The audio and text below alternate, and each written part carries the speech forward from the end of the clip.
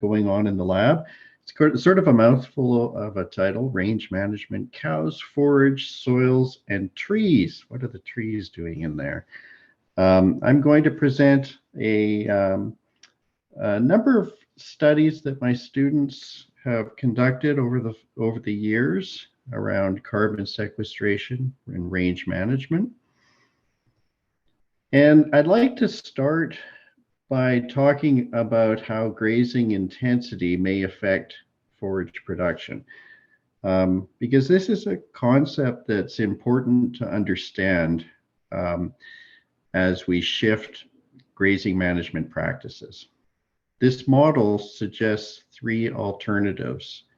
On the y-axis, we have our hypothetical change in forage production, which is also related to carbon sequestration in the soil.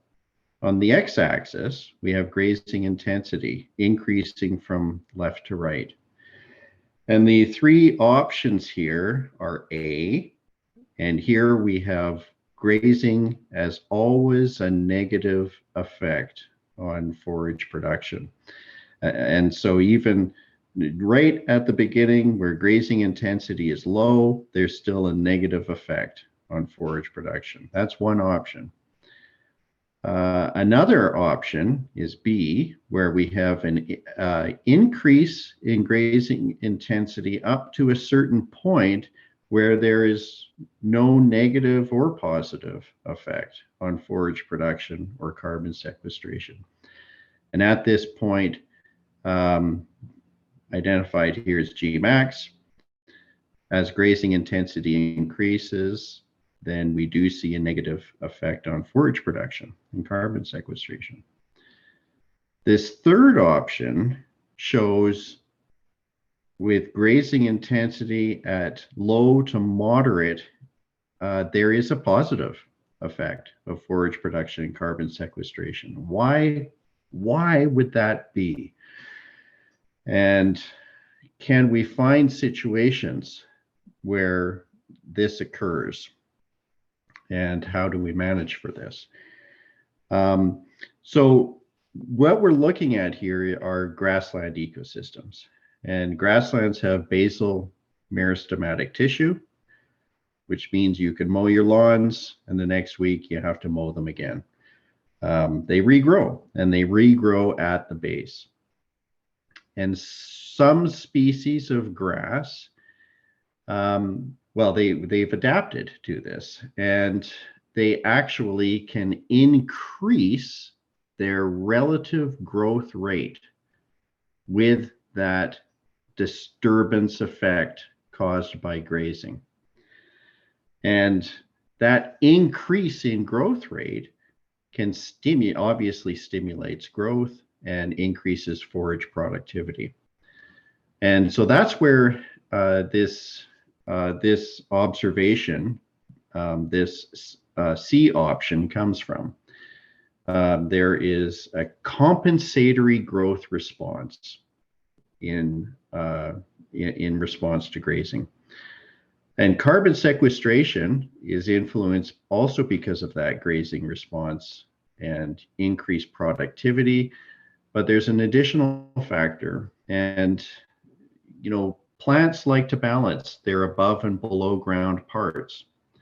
And when a grass is grazed, there's a rooting structure that is superfluous. There's more roots than that grass needs at that present time. And so there is that potential for there to be a sloughing of roots, fine roots from that grass. And those fine roots are sloughed into the soil, and some will decompose, some will be consumed, but some will go in to carbon sequestration. And so not only do we have an increase in growth rate as a response to grazing, but we have this sloughing effect where there's a deposit of grass roots into the soil. All right. So this is a bit of evidence that was published recently from a mowing experiment in Mongolia. And it was a mowing experiment over several years. And each year, plots of land, quite small plots of land, were mown at different stubble heights. And at the end of this 4 years of continuous stubble height cutting, the entire above ground biomass was harvested. And what this shows is that at a stubble height of 14, the total above ground biomass is greater than stubble heights of 8, 6, and 0. And there's sort of a trend here where you see this humpbacked relationship. And we thought this was quite interesting, and it showed to demonstrate some of these effects that I just referred to with compensatory growth. And so Sarah Bailiff, a master's student at TRU, who's has started a study to look at this more thoroughly, this relationship with stubble height and compensatory growth. And she's also related it to below ground production. So it's quite an extensive project that she's running at her family ranch in the Chilcotin. And here on the x-axis, we have the various stubble heights, 0 stubble height, which is cut right down to surface level, 5 centimeters, 10, 15, 20, 25, 30 in our control. And this project this is not the final data. This is preliminary data that shows the amount of biomass that was removed for 0 stubble height. And as you can see, obviously, there's more biomass removal at 0 stubble height compared to 5, 10, 15, and so on. But the regrowth is very interesting too.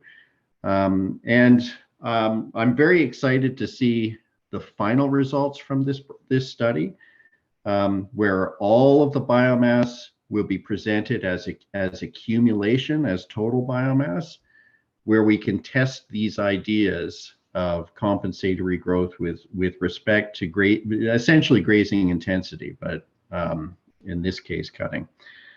But Sarah's also looking at roots and root performance with respect to stubble height. And preliminary data is not showing any effect, but this was after only just 1 year, and she's painfully sorting through all of her root information right now, actually. So it'd be interesting to see if after 2 years, we do see some response in the roots. Okay, so we have the concept of compensatory growth and how that can influence plant production, but grazing also can affect plant diversity. And in fact, it's this effect on plant diversity that might also influence plant production, because often a more diverse plant community is going to be more productive. And this is a study was conducted recently that accumulated data from all over the world, and that's what you see here on this world map. These points indicate where data was collected from, including us here. We contributed a lot of data to this study. And this figure here shows that the data is from regions, very diverse regions of the world that vary significantly in their productivity. So some of the areas were high productivity with high mean annual precipitation and some very low. And in fact, our areas were quite low in productivity. And these areas were selected such that they were basically paired plots where areas had been grazed and areas had not been grazed, basically fenced exclosures. And of course, in British Columbia, We have our range reference areas, which are just that. These are fenced exclosures all over the grasslands of the province. And we had access to those and contributed our data to this project. And what this shows, this is the most significant result from the study. And we have this ANPP is annual net primary productivity, which is productivity. And on the y-axis, we have the effect of herbivores on richness. At 0, there's no effect with grazing. So if there was no effect of grazing, the line would be straight across here. But what we see, and any points above this line show a positive response of grazing on richness. Any points below the line show a negative response. And this is a best fitted line with all of the data included. And as you can see, the line is always above the 0 mark, which shows that even at low productivity, there is a positive response to plant richness or diversity of the plant community, which is a really significant finding because previously it was thought that at low productivity, grazing would have a negative influence on plant diversity. And this is showing that even at low productivity, as productivity increases, that effect becomes larger. All right, so we have compensatory growth. We have our increase in diversity, and we want to try to understand how to manage grazing. And we've been testing this concept of management intensive grazing. It has many different names. And essentially, it's a system of forage use in which herds are regularly and systematically moved to fresh rested areas with the intent to maximize the quality and quantity of forage growth.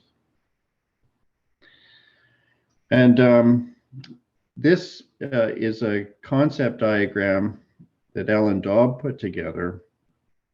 And it basically, shows the continuum of management practices from extensive graze management, which is more of the traditional approach where large areas were used per animal with relatively low level of labor capital, up to management intensive grazing, which requires more effort and it increases the density of livestock on the land, but reduces the time they spend there. Dan Denisek did his master's project studying management intensive grazing on ranches that have been using this practice over, some have been using it for 20 years and some fairly recently. Dan selected sites where the practice was in effect at these ranches and neighboring pastures that had equivalent plant community structure, but were using traditional extensive grazing practices. And this is just demonstrating the use of electric fencing that is commonly used to manage cattle for management intensive grazing. And the results were certainly in supporting this concept that management intensive grazing practices increase total carbon in the soil, as well as organic carbon.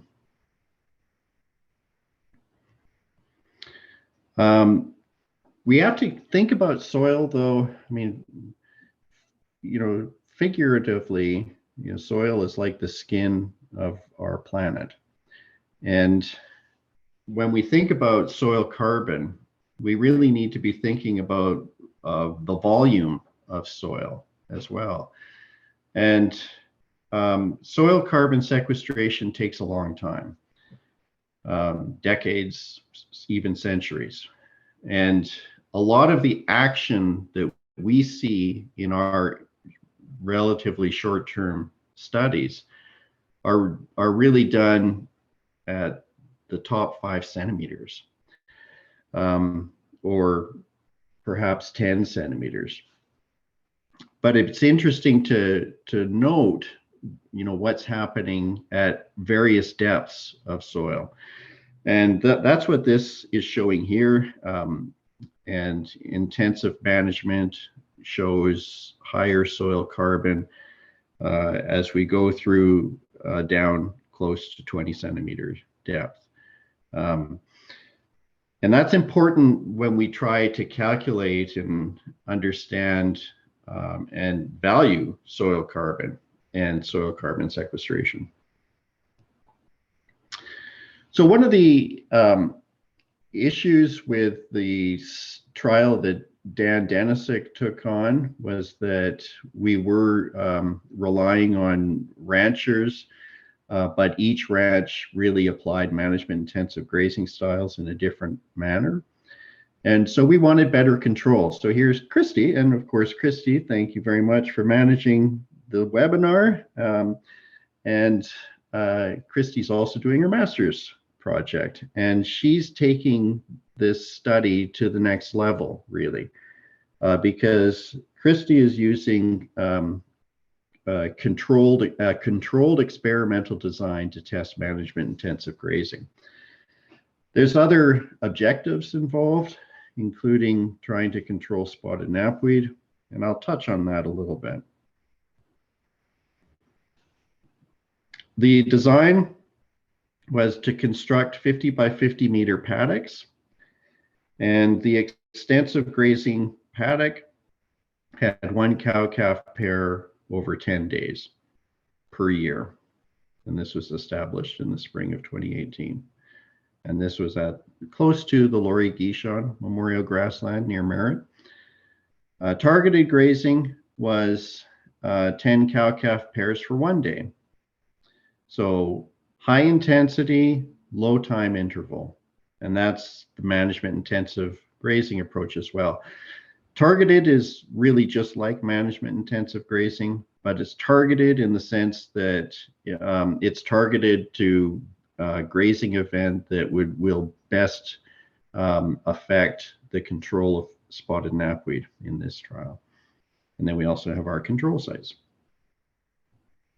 So there's Mark Haywood Farmer helping to set up the electric fencing at the beginning of the experiment. Here's our management intensive grazing. You can see all the spotted knapweed.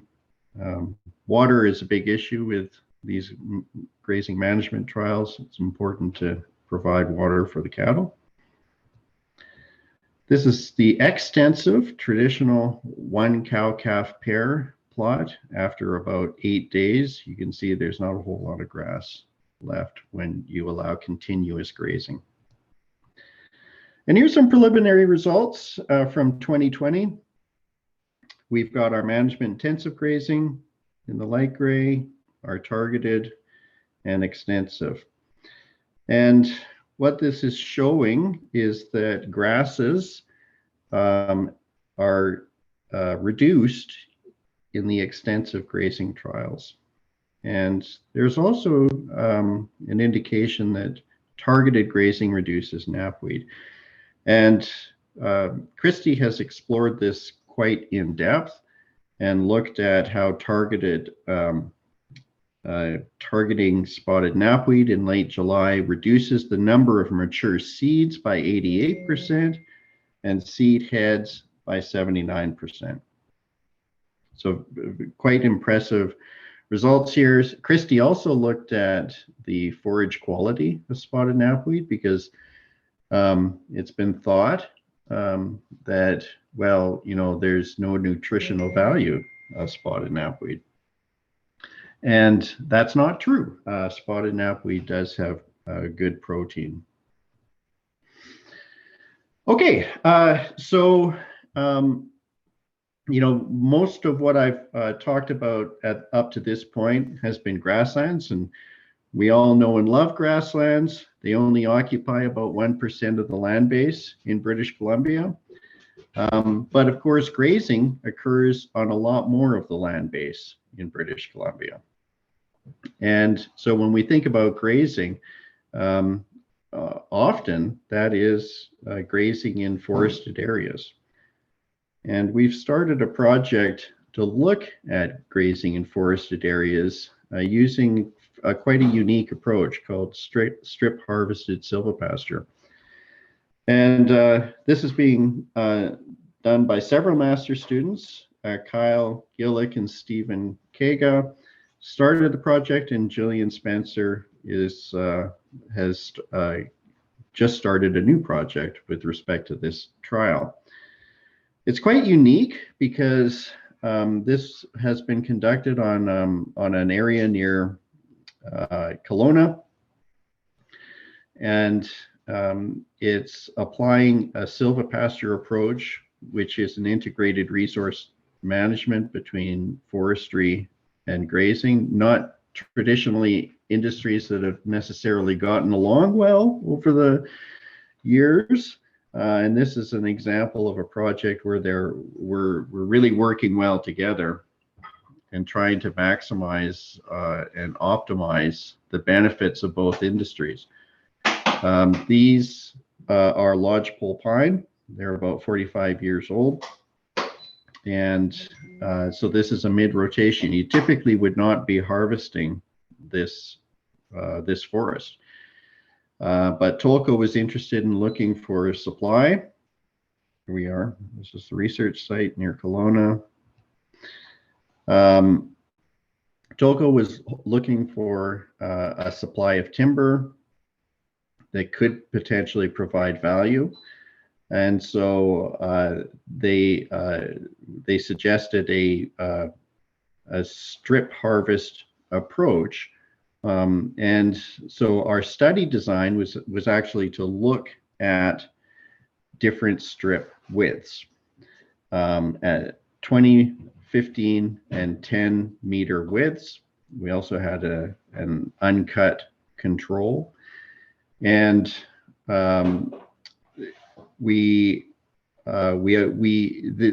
this is a significant, because in forestry, when a tree is cut, it needs to be replanted.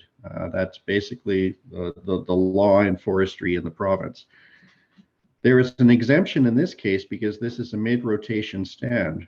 And in 20 years or so, these trees are now going to be mature and ready for harvest. At that time, the remainder of the trees, not part of the strip harvest, will be harvested. And at that point, this entire block on all of these areas will be replanted with tree seedlings. But there is no requirement at the moment to replant tree seedlings in these strip rows. And in fact, we seeded with agronomics to enhance the potential for forage opportunities for cattle in these areas. But we were interested in a number of things. We had a number of research questions. We wanted to understand how strip width affected forage productivity and quality, plant diversity, of course, soil carbon sequestration, the tree growth response to thinning, which is what Jillian is embarking on now, snow accumulation and melt, which is what Kyle is addressing, and soil moisture availability. So this is quite an extensive project, which is still relatively in its early days. Some of the preliminary results have shown that using drones through Dr. John Church's lab, we can measure NDVI, which is a measure of greenness and equivalent to productivity. And we're finding differences in productivity with respect to strip width. So to summarize, we found that management practices can influence forage productivity and soil carbon sequestration in grasslands. And are still working to understand exactly how much and to what degree. Also, this work has touched on controlling non-native invasive species, and grazing may be a way to control that. And silvopasture can potentially lead to increased forage opportunity and range. This research is supported by a number of partners, but of course, none of this could happen without the excellent work from all of the students, the master's students, undergraduates, as well as postdoctoral fellows that have contributed towards these projects. And I thank you very much, and I'm happy to entertain any questions.